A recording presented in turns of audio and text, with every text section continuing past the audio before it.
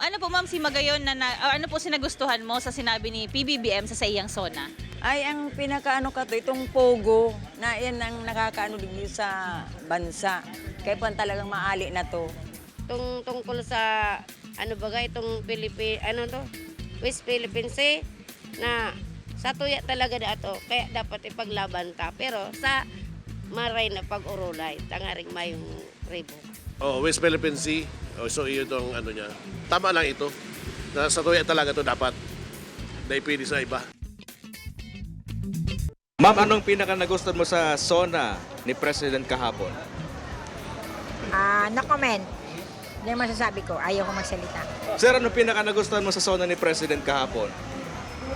Ang West Philippine Sea na atin to, hindi katang isip lamang.